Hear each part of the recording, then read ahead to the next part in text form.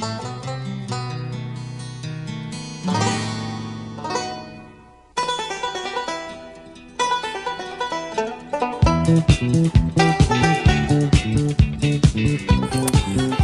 and welcome to another episode of the Cover Zero podcast, the show where I cover the least in the best way possible.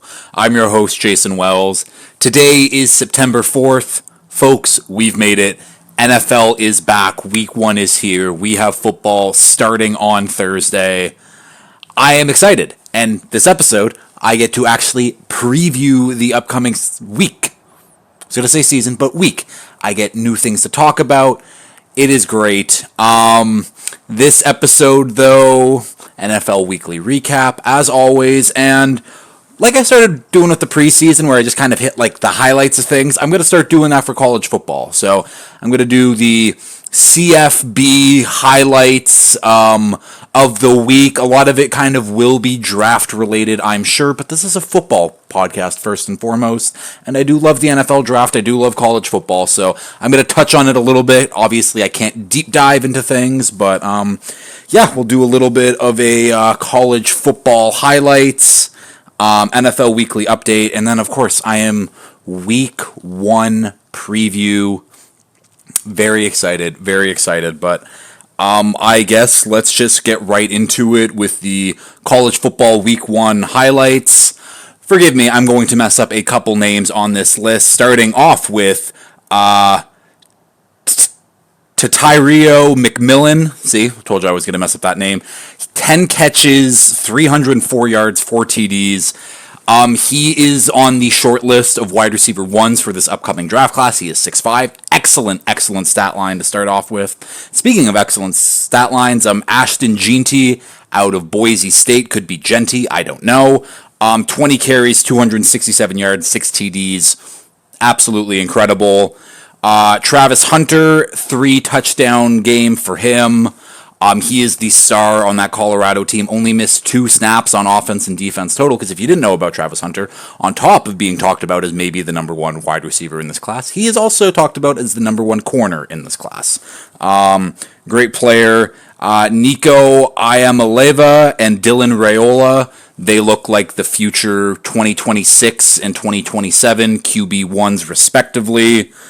Ryan Williams at Alabama, 2 catches, 139 yards, and 2 TDs, and the reason I bring him up, he is 17. He was supposed to be starting his senior season of high school, but nope, he's starting as a true freshman at Bama, and 2 catches, 139 yards, 2 TDs at 17.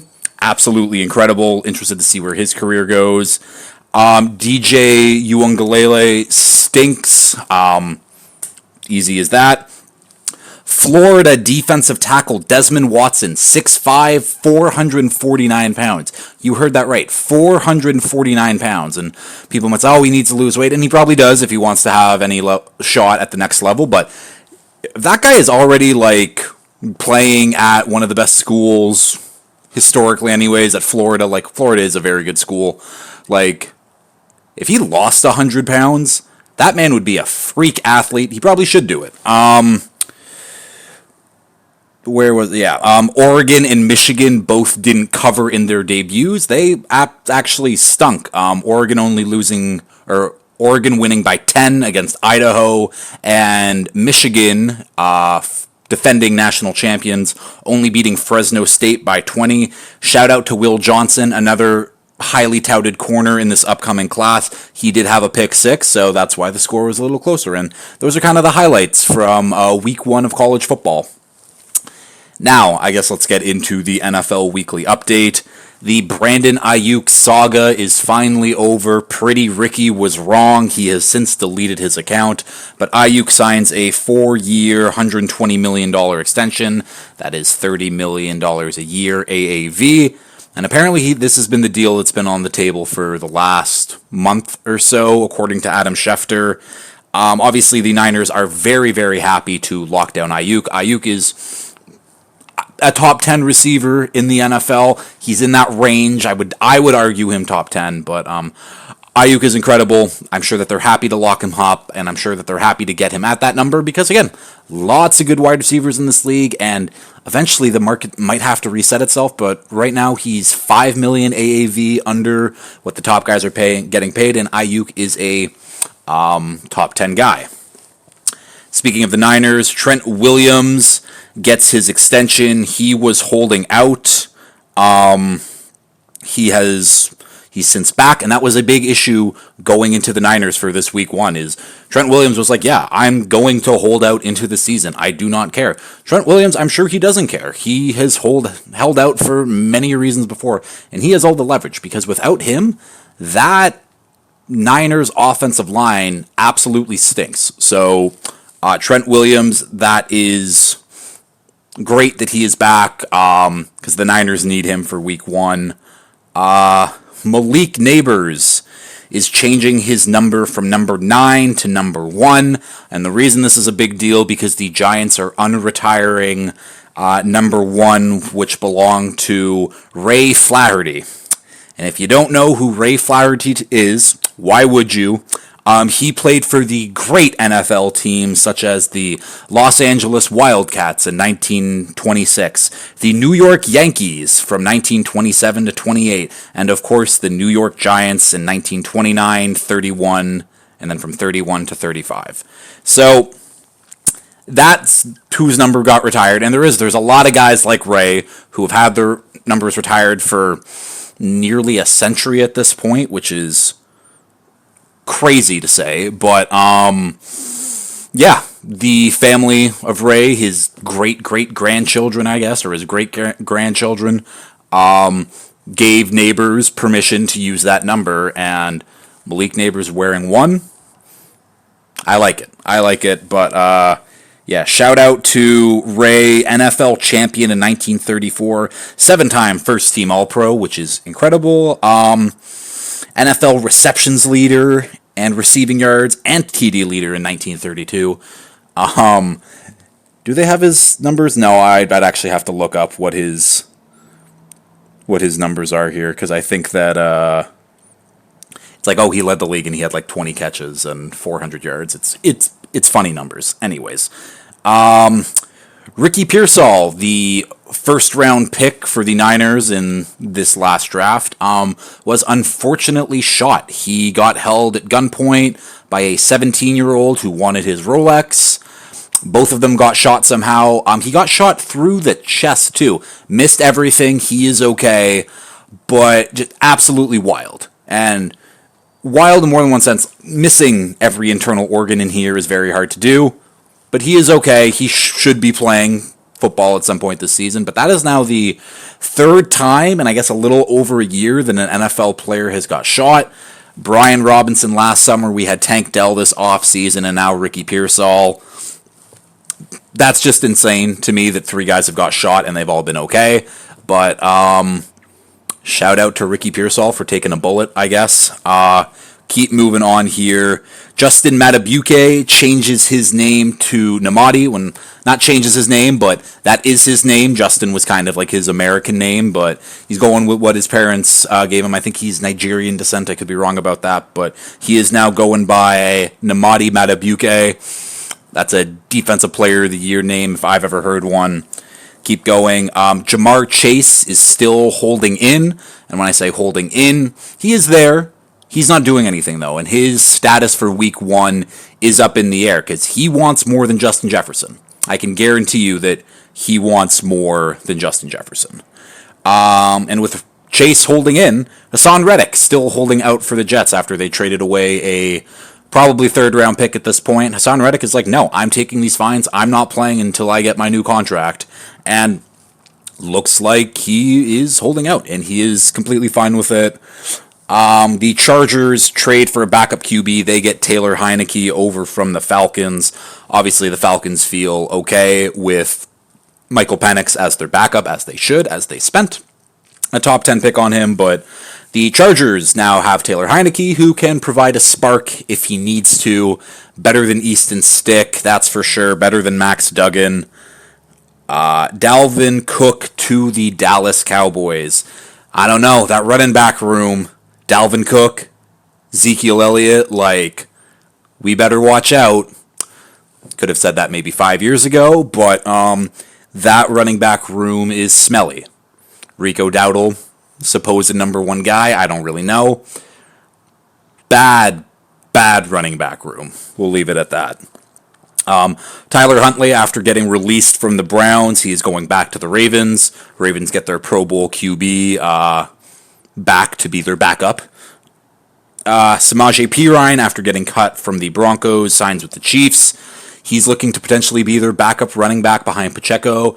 Perine, he's had a fairly productive career, nothing too crazy, but I think he can definitely contend for CEH with those touches. And obviously the Broncos feel good with their running back room with Jaleel McLaughlin, Javonte Williams, Audric Estime. Sure, I guess. Michael Thomas suspended a game. I know we haven't heard Michael Thomas's name in a while. Still a UFA, but he has been suspended for one game for whatever reason. And then finally, we have our starter battles finished here. Russ named the starter over Justin Fields. Mike Tomlin has already come out and say that they will have packages for Justin Fields to get in the games. Russ is losing his job very, very quickly. And Jacoby Brissett named the starter over Drake May. Gerard Mayo keeps going back and forth on Drake May was the better guy, but Jacoby's our QB now, and blah, blah, blah. They don't want Drake May just getting killed behind that offensive line. They kind of want their offensive line probably to sort itself out, let the receivers play out who's actually going to be starting. But Drake May should also be starting by the end of October, I imagine. And that will be the NFL weekly update here.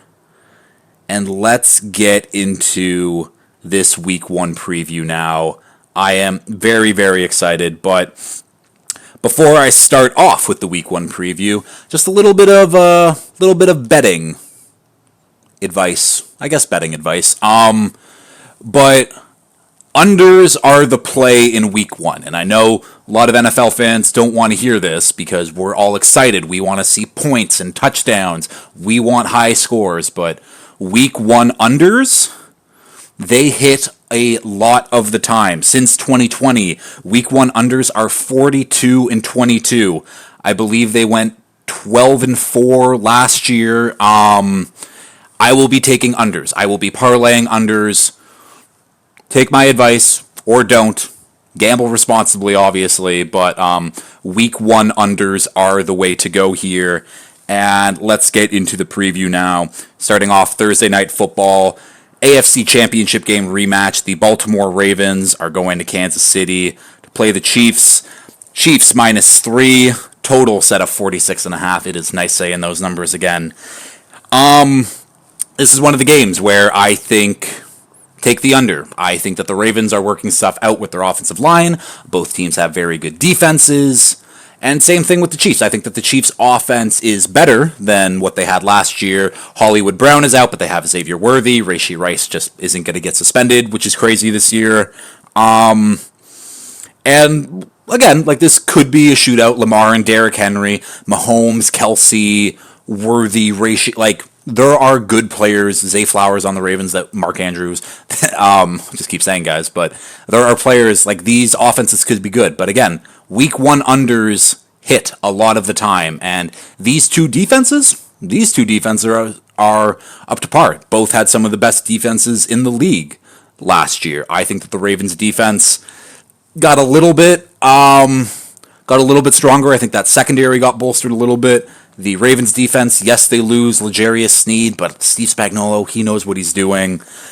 This will be a close game. Chiefs -3. If it's a neutral site game, that basically means it's a pick'em. In terms of sides, I'm going with the under. Obviously, but I don't know. I'm gonna go with the Chiefs. Like Chiefs at home, got to take them. Maybe the Ravens want some revenge. We will see, but I will go with the Chiefs in this one. But this is more of a coin flip for me, if we're being honest here. But that under 46.5, that is looking nice. That is looking mighty nice. Going over here, a Friday night game, something that we don't get often.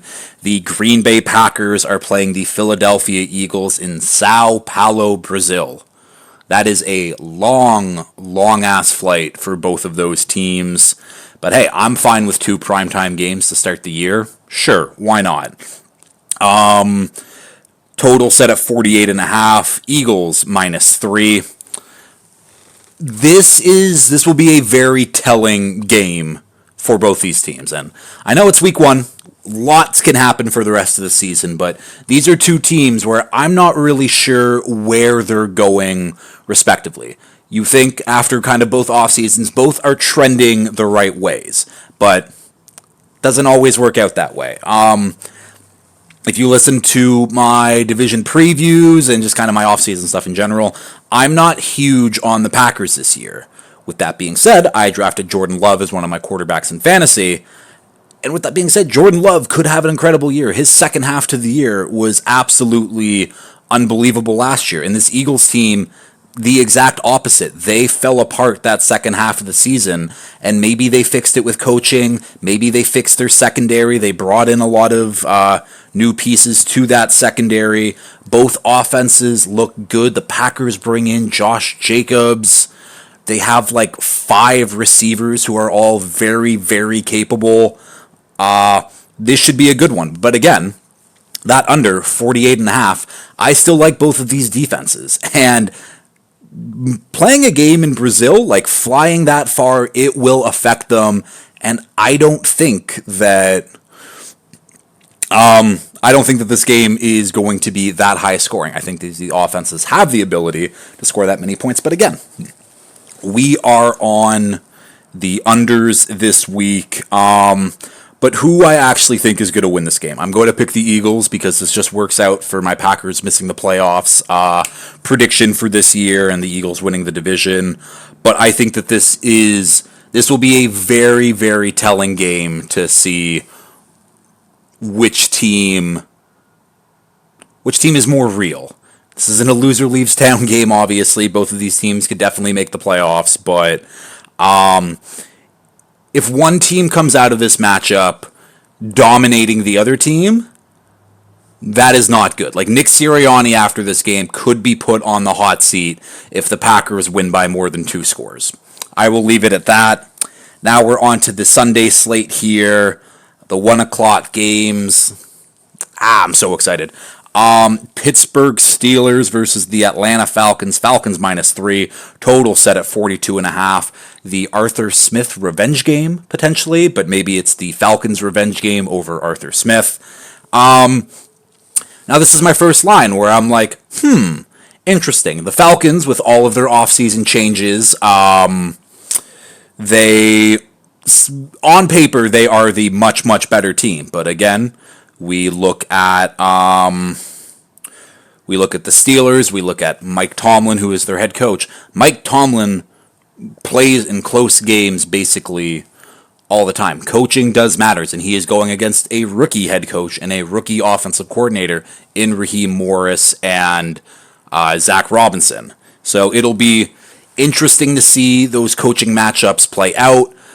But on paper, the Falcons do have the better team, and they are at home. Steelers' defense is obviously still good. We have no idea what the Steelers' offense is going to look like. One bet I do like, though, because Russell Wilson is their starter for now, George Pickens over for whatever his longest reception is set at. If you watched some Broncos games last year, you know that Russ's plan for most of the time was, oh shit, there's Courtland Sutton down the field, and he would just chuck it up to him, and it worked. Courtland Sutton can go get those balls, and most of the time, yeah, he would have a 30, 40-yard catch from Russ kind of throwing him a jump ball. The Steelers got George Pickens. George Pickens, in my opinion, is better than Courtland Sutton right now, and I'm sure that George Pickens will be getting those, shit, he's down there somewhere, let's just launch him this one. So I don't know what his longest catch is set at right now, but I would take the over, and I will be taking the over in that one. I'm looking up Kirk Cousins because I have not even heard if he's healthy. I believe he is. Like, I think I would have heard by now, or someone would have tweeted something out if he wasn't good to go. But it looks like he is. He's not even on the injury report here. So, yeah, Kirk Cousins good to go. We'll see what this new look Falcons offense looks like. But again, new look offense versus new look offense with two seemingly strong defenses. It's an under. It's not it's not a high under, but I like all the unders this week. I'll eventually like an over, but I will take the Falcons in this one. In terms of spread, I do think this will be a closer game. I can see the Steelers' defense winning them this one, but I'll take the Falcons at home. Next game up here, Vikings at New York Giants. Vikings -2, total set of 41.5. We'll see what Kevin O'Connell can do with this Vikings offense with Sam Darnold at QB. I'm very interested to see what this offense and see what Sam Darnold looks like. See if maybe Sam Darnold can resurrect his career like a Geno Smith maybe. I don't know. Giants, on the other hand, I'm excited to see what this defense looks like with Brian Burns and Dexter Lawrence and Bobby Okereke, Kayvon Thibodeau, Deonte Banks.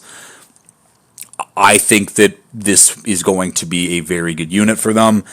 Now, we can talk about both of their offenses here. I just talked about how I like this Giants defense quite a bit. They're facing the Vikings offense with Sam Darnold. I think there is the ability for some turnovers here. And on the opposite of that, we have Brian Flores, who is one of the best defensive minds in the game, one of the best defense coordinators, going against Malik Neighbors. He just has to focus on Malik Neighbors, and if he can lock him up, I don't know where the Giants are going with the ball. Like, yeah, Devin Singletary, I guess. Jalen Hyatt, sure. Wan'Dale Robinson, okay. This is going to be a sloppy game. I think that both defenses are going to play their asses off, and I don't know what to expect from either offense here. So, again, the unders. We like them this week, but yeah, I don't know. These are just two teams that I don't have real expectations for this year. The Vikings are just kind of waiting for J.J. McCarthy next year. The Giants are just waiting to get out of Daniel Jones's contract. So yeah, I'm on the Vikings because I do think that they just have the better overall roster. But Giants at home, I think that defense is good. Brian Dable is a very good coach. Could cook some stuff up. So I mean, there's a reason that the line is so close. But oh fuck it, I'll take the Giants. I like the Giants in this one. Jaguars versus Dolphins. Miami -3. Total set of 48.5. Now, I said, when did I say this? I think I probably said this after the Ravens game. I am not betting on Dolphins football anymore. It costs me too much money. I am too biased about them. Even though I am right about a lot of things, I'm just not betting on the Dolphins. However, I don't know where I was going with that. I do like the Dolphins. I do think the Dolphins have the better team. We haven't seen Trevor Lawrence actually break out, but Kirk, Brian Thomas, Evan Ingram, Gabe Davis, I guess. Like, they have the ability to be an explosive offense. Their offensive line is an issue, but right now, our defensive line is also very hurt. I think that Jalen Phillips might be available for week 1. We'll see. Chop Robinson needs a big role. Zach Seiler, like, we have the guys. I like the Jags defenses. I talked about them, that they could be really take off with Ryan Nielsen. And I think that this will be, I don't know. This could be, again, it's where these two teams are going. I do think the Dolphins are the better team, just in general. I think we have the better roster, whatever. But I also think we have the better coaches, but that's beside the point. If the Dolphins end up losing this game, it is not good for the rest of the season. Now, I think there is an outside chance that the Jags could end up winning their division if everything goes right. Lawrence kind of takes that step that he needs to, but I obviously like the Dolphins in this one. The total at 48.5. That Miami sun is going to be hot. The Jags are going to be baking on the sideline. I guess they're lucky that they also practice and play in Florida. But It's going to be a scorcher. I'm interested to see with fresh legs with Tyreek and Waddle. So this is a game where I'm not going to take the under because it could be fairly high scoring just because of Miami's offense, and maybe the Jags can cook something up. Next game here, Patriots at Bengals. Bengals minus 8.5. Total set at 40.5. This is one of the bigger spreads I have seen this week, and it makes sense. Patriots offense is going to be bad. Like, I don't expect much of anything from them. That offensive line is terrible. Jacoby Brissett is probably going to get killed. Trey Hendrickson, multi-sack game, I would imagine. Throwing to questionable receivers at best. No one has really emerged as a NFL player, really. Ramondre Stevenson, but again, he's behind that bad offensive line. We'll see what he can do. He's a nice player, but like, not on that team. Patriots defense.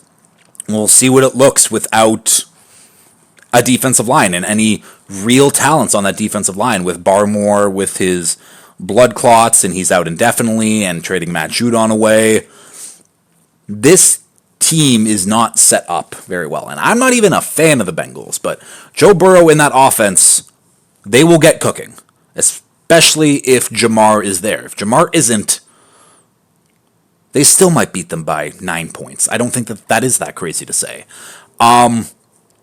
It is good, though, for this Patriots offensive line to be playing the Bengals week 1, because outside of Trey Hendrickson, that Bengals defensive line is weak, and that interior defensive line is very weak. Sheldon Rankins, Chris Jenkins, BJ Hill, like, all fine players. Chris Jenkins is a rookie. We'll see what he can do, but they don't have that punch up the middle like they did with DJ Reader, and maybe the Pats offensive line can find some footing. Obviously, they got David Andrews at center. Michael Owenu might be starting at left tackle, which, crazy. Just play him at guard. His best position's at guard. I don't know. Whatever. But yeah, this could be like a 24-3 game. Like, would not shock me at all. Yeah, keep going here. Cardinals at Bills. Bills minus 6. Total set at 48.5. I am excited about this one. I am excited to see what both teams' offenses look like. The new look Cardinals now with Kyler fully healthy. They got a good 1-2 punch at running back with James Conner and Trey Benson. Maserati Marv is here. Wide receiver 1. I've heard nothing about him this entire offseason. Like, we've seen the Neighbors clips. I've seen Brian Thomas hyped up a little bit. Obviously, Romo Dunze is on Hard Knocks with Caleb. But from the Cardinals camp, I've heard nothing. And that's maybe because I don't follow Cardinals people on Twitter. But I'm excited to see what Marvin Harrison does. They have Trey McBride, obviously. Can't forget about Short King, Greg Dortch. This is going to be a fun Cardinals offense this year, and they're going against a Bills team with a very new identity. No Stephon Diggs anymore. This is Khalil Shakir, Keon Coleman, Curtis Samuel, who has turf toe, so he's basically dead, and Dalton Kincaid, who, if you listen to the Hot Takes episode last week, I do believe he will lead this Bills team in receiving yards. And James Cook, rookie Ray Davis, and obviously Josh Allen is the quarterback, and that is the big difference, and that is why I think that this Bills offense will be absolutely fine. Cardinals defense, obviously a little weaker. They don't really have any studs out there. They still got Budda Baker, obviously, but they're looking iffy. And on the other side, the Bills. No Matt Milano anymore. Micah Hyde, Jordan Poyer are gone. It's a new look defense, but McDermott has shown he can build a defense. And it'll be interesting. Maybe they get something from Von Miller. I don't know, but this week the Bills are going to win this one, but I think the Cardinals could keep it close. I'm just so interested to see what that offense looks like for the Cardinals, because I don't know at this point. This is a game I'll probably avoid in general, because I think the Cardinals could keep it close, but I don't know what to expect really from either offense or defense yet. So this is kind of maybe a wait for week 2 type thing. Next game up, we have the division AFC South potential division championship preview here. Houston Texans versus the Indianapolis Colts. Texans minus 2.5. Total set at 48.5. Both of these teams could be excellent. Now, I think the Texans definitely have the more surefire, better roster on paper, but I don't know what to expect from this Colts team. What do we get from Anthony Richardson? I think that, again, excellent athlete. They will be running the football well with him and Taylor behind that offensive line. I don't know. This is going to be, again, already a huge matchup in week one for this division, because I think this division will come down to the wire. It will be close, and it probably will come down to these divisional matchups on who will end up winning this one. I'm going to pick the Texans. I do think the Texans are the better team, but the Colts as a dog at home, I like it. We'll see if those odds switch a little bit here. Again, it's a high total. I just like the unders. It is what it is. I don't know if I'll take this under here, but I'll take the Texans to win, but I might like Colts 2.5 here, but Texans definitely to win this one. Next game up, the Tennessee Titans going into Chicago against the new look Bears. Bears minus 3.5. Total set at 44.5. Kind of tale of two teams, really. The Bears on one side, where it is pure excitement for the Bears. They got their young QB. They got their weapons. They think they have their defense. And again, I picked the Bears to make the playoffs, and I do think that this Bears team is going to be very good. And on the other side, it's the Titans with their new look offense, with their young QB who they're trying to support in the best way possible. They're just being like, we got you dudes. If you don't work out, we are absolutely fine cutting bait with you. But it is Will Levis this season for the Titans, win or lose. And I'm interested to see how they do. Now, going into Chicago, it will be tough, but I don't know. I wouldn't count the Titans out in this one. Now, I'm not a big believer in Will Levis, but Will Levis could play this game close enough. Now, remember, he is throwing to Calvin Ridley. DeAndre Hopkins is out. But Tyler Boyd, I think Spears, I don't know. Actually, I'm not talking myself into the Titans. I think that the Titans can keep this close. I think I really should be talking about that defense. They got L'Jarius Sneed. They got Jeffrey Simmons. They got Harold Landry. They bring in who the fuck did they trade for Ernest Jones, who I should have talked about. That was a very good trade. He will now be starting for them at middle linebacker. They have Quandre Diggs at one of their safety spray. They bring in Jamal Adams, who is lesser of a thing. I'm more excited about this Titans defense and what they will do against this Bears offense than I am with the Titans offense going against the Bears defense. I think that the Bears defense wins that matchup quite easily. But the other matchup is what I'm curious about. But I think Caleb Williams is him, and I am excited to see what the Bears can do in this one. I am taking the Bears in this one. We'll keep moving on here. Panthers at Saints. Saints minus 4. Total set at 41.5. The Saints suck. I'm not doing this. I'm not doing the Saints are... This is the year where the Saints kind of fall off from mid and maybe pushing for the division because the division is such ass. This is the year where the Saints fall off a cliff. Their offensive line is bad. Derek Carr, not a great quarterback. Not a good quarterback. He is very okay. Can he be a starter in the league? Sure. I think he's better than probably both guys in Pittsburgh right now, but that offensive line sucks. He's only really throwing to Chris Olave. I loved Rashid Shaheed, but who are we kidding? Really? And that defense is just so old. I'm not buying into anything in the Saints this year. The Panthers, however, love Dave Canales. I believe in Bryce Young. I think that they got him weapons. I think that the offensive line does look better, and I think that this defense, even though they lost Brian Burns, if J.C. Horn can stay healthy, and he is right now because we're going into the week one of the season, if J.C. Horn can lock down Chris Olave, which is a tough ask for anybody, I'm taking the Panthers. I think the Panthers are the better team, the better coach team. Dennis Allen is just an idiot, but yeah, I love the Panthers +4. Simple to say. AFC West divisional matchup here: Raiders versus the Chargers. Chargers -3, total set at 40.5.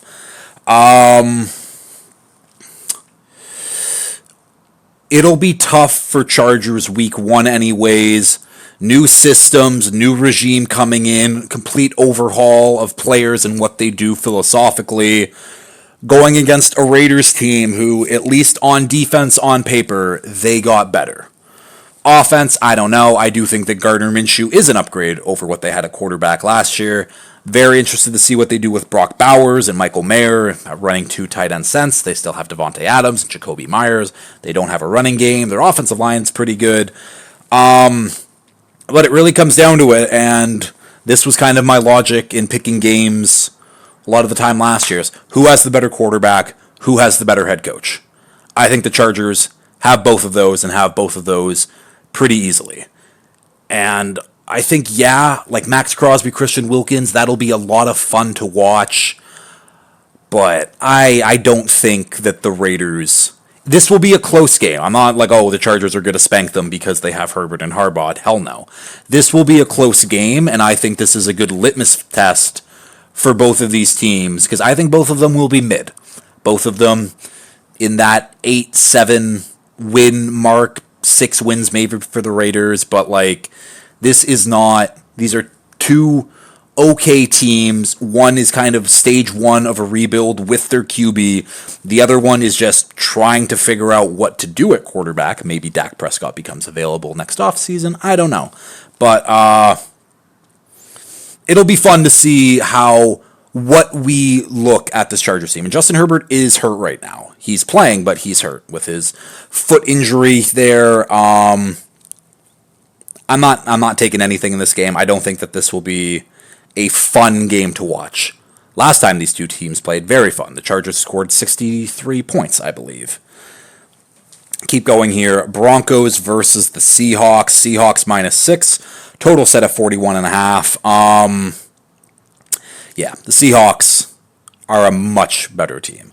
I am not a Bo Nix believer at all. I think his ceiling could be an average quarterback, which is fine, I guess, but week 1 against the Seahawks, against Mike McDonald, and they have a lot of very good defensive players, and the Broncos don't have a lot of good offensive players. They might have the highest paid offensive line in the league, but most of those guys on the offensive line are good at best, which is fine. It still makes a very strong offensive line, but it's not that strong. And then, like, the Seahawks on offense, like, I don't know, like, you go Bo Nix with Cortland Sutton and Jaleel McLaughlin, like, sure. Geno Smith with DK Metcalf, Tyler Lockett, Jackson Smith and Jigba, Kenneth Walker, that just sounds much, much better to me. I think the Seahawks are the much, much better team on paper, and I think the Broncos are going to realize that maybe Bo Nix at 12 wasn't the right pick. That's just me, but I'm taking the Seahawks, and I am probably going to take the -6 here. I think that line was lower. Can I see odd? Yeah, that line opened at -4.5. I should have taken it then. Whatever. It's at -6 now for good reasons, for very good reasons. Washington Commanders at the Tampa Bay Buccaneers. Bucks -3.5. Total set at 43.5. New look Bucks team, new offensive coordinator. They want Chris Godwin out of the slot more, and I'm sure that will be good for him. Still got Mike Evans. This Bucks team is just running it back, same team as last year. Completely new look Commanders team. Rookie quarterback Jaden Daniels. We'll see what he can do, but this offense isn't very good. It's him, it's Jaden Daniels, it's Terry McLaurin. The offensive line is like, at best. And then, like, wide receiver 2 or weapon number 2, I don't even know. Like, is Zach Ertz their second best weapon at this point? I don't know. Ben Sinnott, the rookie out of Kansas State, I believe, also at tight end. Like, he flashed in the preseason at least. And then, like, Daimi Brown, sure. Did they signed Noah Brown, actually, which is kind of a notable thing. Noah Brown had that, like, 2-week stretch last year for the Texans where he popped off. I would put him as the wide receiver 2 right now. I don't know, though. But like Daimi Brown, Luke McCaffrey, I'm not sold on this offense, and I think that this defense is not very good whatsoever. Like, I like their interior defensive line. I like Jonathan Allen. I like Daron Payne. They draft Johnny Newton, but he's hurt. Their edges aren't good. Their secondary is very, very weak. They have Bobby Wagner starting for them. This is not, again, this is a Bucs team that has just basically retained their Super Bowl roster from 2020 and is still kind of coasting with those players. And it's a good roster, and it's better than the Commanders roster. But again, this just won't be a pretty game whatsoever. Next game up here, Cowboys versus the Browns. Total set at 41.5. Browns minus 2.5. And I don't mind that. I don't mind that at all. Now, I'm not a fan of the Browns this year, but I'm also not a fan of the Cowboys this year. And that Cowboys defense doesn't have Deron Bland now. It is weaker from last year. Yes, they have Micah Parsons, but the Browns have their very good offensive line, very strong offensive line, very strong defense in general. And this Cowboys offense, Dak Prescott, CeeDee Lamb, Jake Ferguson, that is it. And a lot of these Cowboys offensive linemen will be cast into the fire immediately. Rookie left tackle Tyler Guyton, he's going to be lining up against Micah Parsons. That will not be fun for him.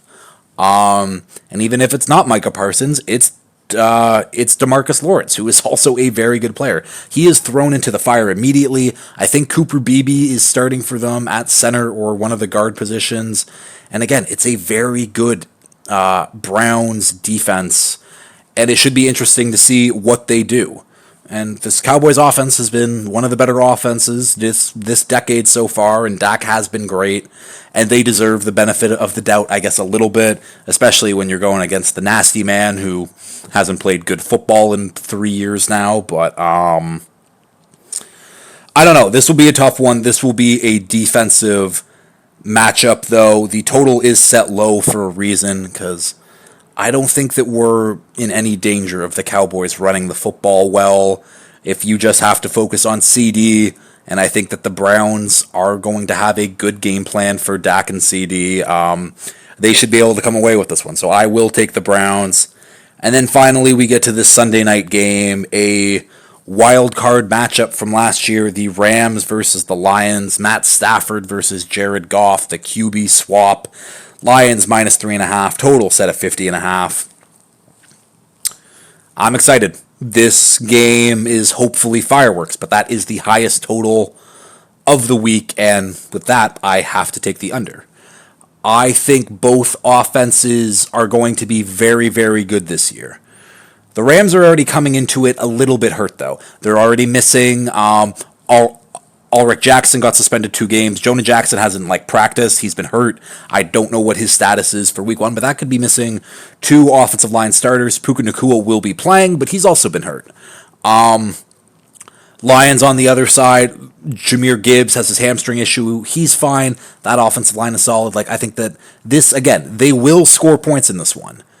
50 points is a lot of points, though, and I think both of these defenses have gotten better. I am very interested to see how this young Rams defensive line with new additions of Jared Verse and Braden Fisk, and with Kobe Turner, and with Kobe Turner, Bobby Brown, how that defensive line plays against the best offensive line in football, and vice versa. This Lions defense that improved their secondary dramatically, in my opinion. Add Carlton Davis, add Tyrion Arnold. They already have Brian Branch in that secondary, who was awesome. Their defensive line got better. First-round pick Jack Campbell, maybe he takes a leap at that linebacker spot. I don't know. I'm very excited for this game. These are 2 of the teams that I am higher on this year. No real stake in the game. I don't know. I think Lions minus 3.5. I think the Rams are just kind of going through some injury stuff right now, which isn't great to start the year. I can tell you that. So I do like the Lions in this one. And finally, Monday Night Football, the New York Jets going against the San Francisco 49ers. Niners minus 3.5. Total set at 42.5. We get to see Aaron Rodgers play football. We didn't get to see him play football. It was only 4 snaps. And he is back seemingly healthy with a new look Jets offense with a improved offensive line, improved receiving core. The defense, they're actually, I'll keep talking about the offenses here. But this Jets offense, I am very curious to see what they look. Breece Hall, I am extremely high on him for this year, and I think he's going to be an absolute stud. But unlucky for Aaron Rodgers, he is going against this incredibly good Niners team, and also going against a player that the Niners acquired this offseason, Leonard Floyd. And if you weren't aware, Leonard Floyd played on the Bills last year, and he was the player that sacked Aaron Rodgers that tore his Achilles. And now, week 1, we're back. Leonard Floyd versus Aaron Rodgers. We'll see what happens. I don't know. But yeah, I do like the Niners in this one. This Jets defense has been very, very good for the last couple years, but no Hassan Reddick. They are relying on Jermaine Johnson and actually 2 jumps from Jermaine Johnson and Will McDonald. Both of those players need to get better. Jermaine Johnson did play better after being a rookie first-round pick in 2022. That sounds right. Will McDonald, a 2023 first-round pick. He didn't get much playing time this year, but they need him to step in immediately. They traded for Hassan Reddick. He's just not playing for them.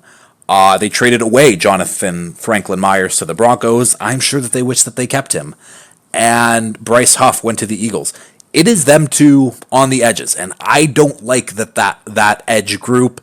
I think that they will have a very tough time getting pressure on Brock Purdy.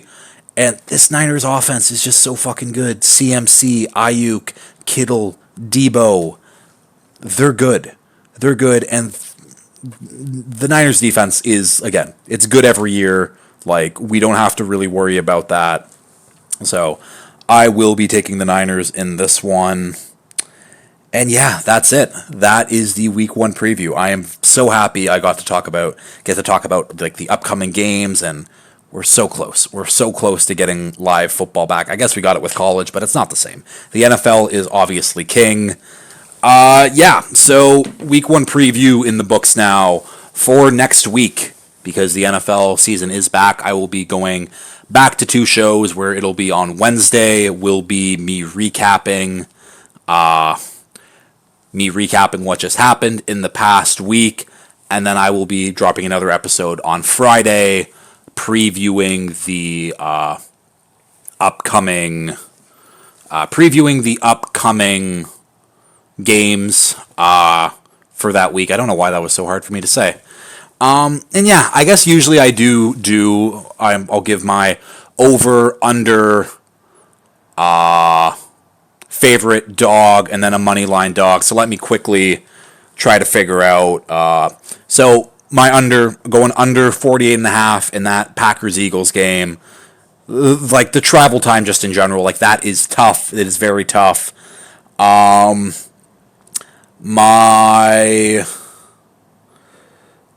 over, that's the thing. I don't like a lot of overs. That is the hard part here. My favorite, though, I'll go Seahawks -6. I think that they just kick the shit out of the Broncos. My money line dog, I will go with Panthers. Panthers money line against the Saints. I like that matchup a lot. I will take Colts as my dog +2.5. They're at home, and I do think that those are 2 relatively evenly matched teams. The Colts have a lot more to prove, but still. And then for an over. I said I'm not betting Jags, or said I'm not betting Dolphins game, so that's out of the question. I will, you know what? I'll be fun. I won't bet the under in the Rams-Lions game. I will be on the over for that game because I want to see high-flying offenses, and I do love both of the offenses in this game. So, favorite Seahawks -6, dog Colts +2.5, over Rams-Lions 50.5, under, actually, I don't like that Rams-Lions one. Yeah, sorry. That's yeah. Maybe Commanders Buccaneers 43.5 on the over instead. Maybe. Yeah, let's go with that.